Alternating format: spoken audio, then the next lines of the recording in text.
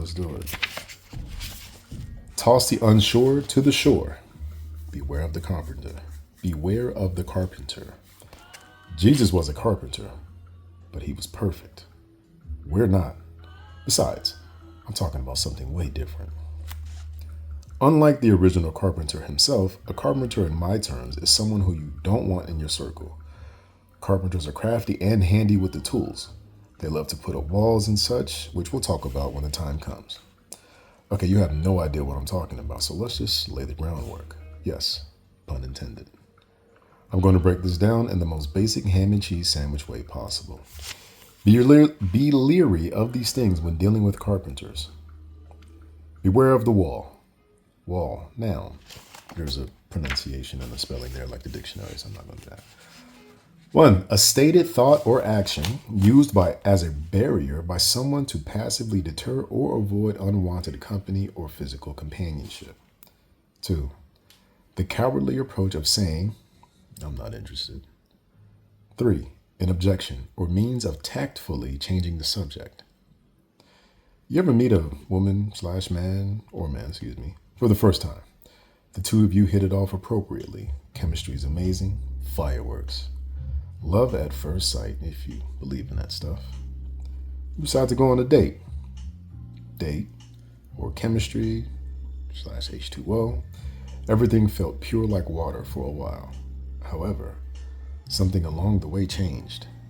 Maybe the water flowed too heavily, and in the midst of it all, someone drifted away. You would like to see more of your new love, but you're unaware that she or he has all of a sudden become preoccupied. Their new favorite line all of a sudden is, I've been busy. Still confused? Bear with me.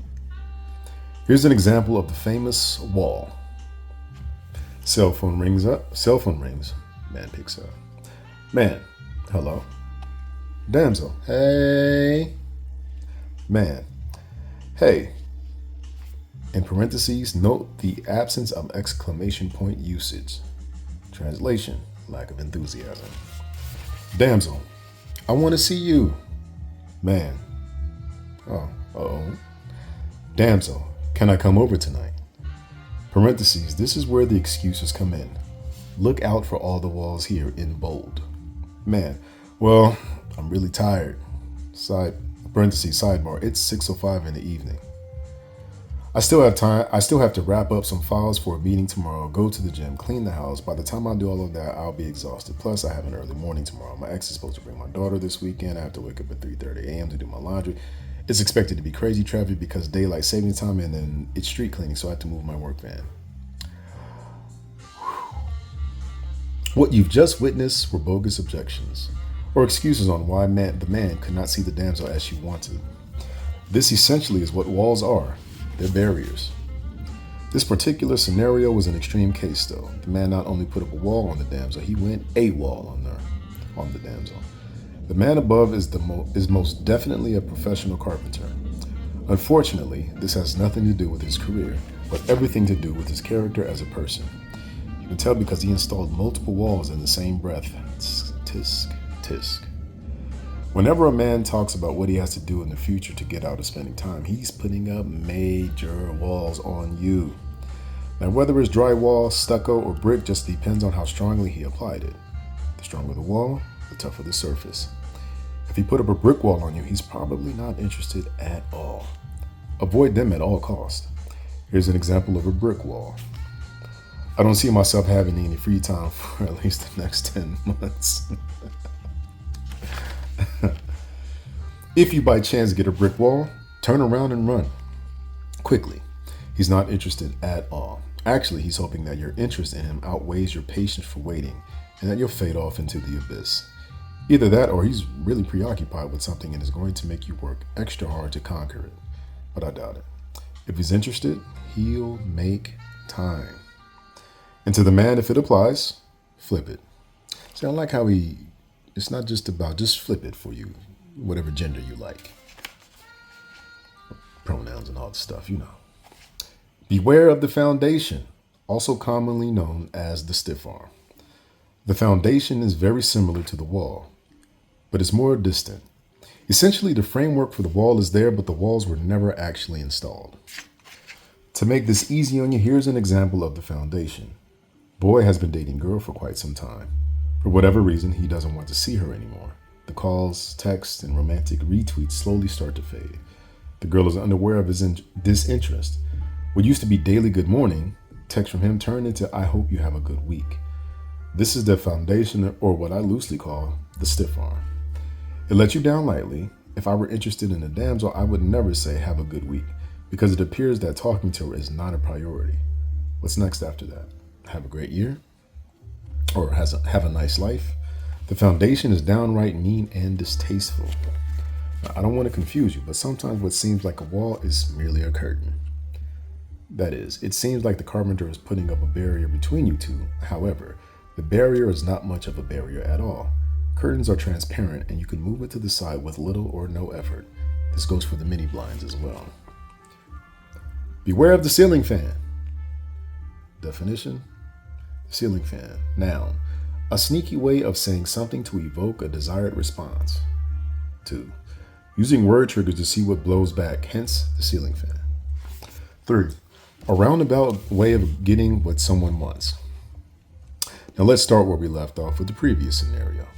Only this time, to be fair, we'll reverse the roles.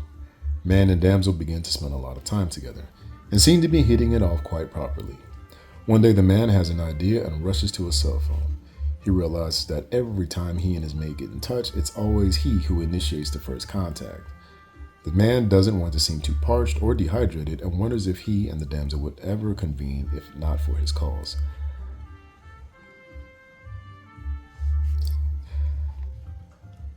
This was consistent in my dating life. A consistent. So if you do see this and we used to date at some point and you don't think it's about you, no, it's about you. Kind of. He waits by his phone. The hours turn into days. The days turn into a week. Still nothing. Now a week turns into 2. She finally calls. The man is excited to hear from the damsel. He really wants to see her, but doesn't want to make the first move. Damsel, so what are you up to? Parentheses, pay close attention to the ceiling fan starting to blow. Man, nothing. Awkward silence. I could really use a break from all of this work. Damsel, oh really?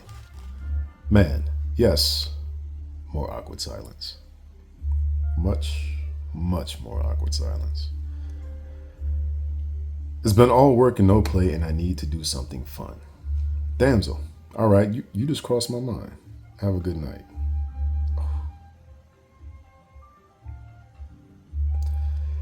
In this case, the man obviously installed a couple of ceiling fans in the conversation to no avail. He was hoping that something would blow back in his favor, but much to the chagrin, the damsel didn't bite.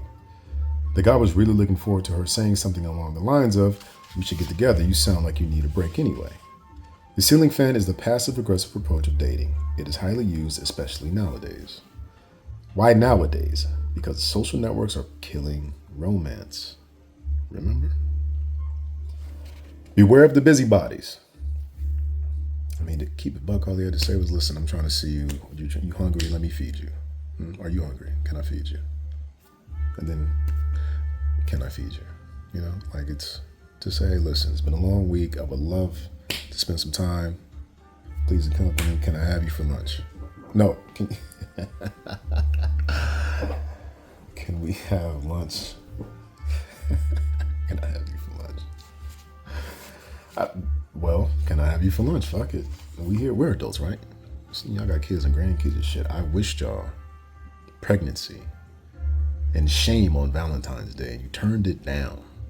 But regardless, we're grown, so you can say, can I have you for lunch? Fuck it, we here. Can I have you for lunch? Please. Can I have you for lunch? Beware of the busybodies. Busy has to be the busiest, most overused, hardworking word in show business. Everywhere you go, you hear people talking about how busy they are. The world is spat out like cheap cabaret at a wine tasting event. So much so that the term busy now has a negative aura to it. People who use the word busy have more free time than anyone else. the way things are going, there's an insatiable desire of people wanting to feel more important than they really are. Busybodies are people who claim to be extremely tied up, but are really not. Be careful of your use of this word. It may leave a foul taste in the mouth of a prospect, like liver and onions to a vegetarian who can't stand onions.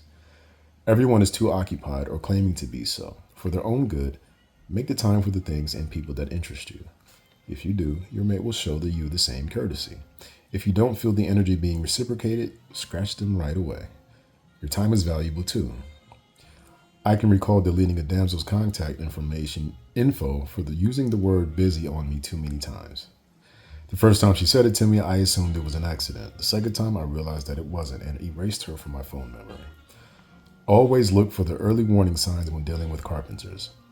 Only you can determine if you have the patience to deal with them and their crafty set of tools. To some degree, the chase makes it exciting. Yes, it's a natural part of the process. Albeit, too many walls only makes you wish that you had some windows.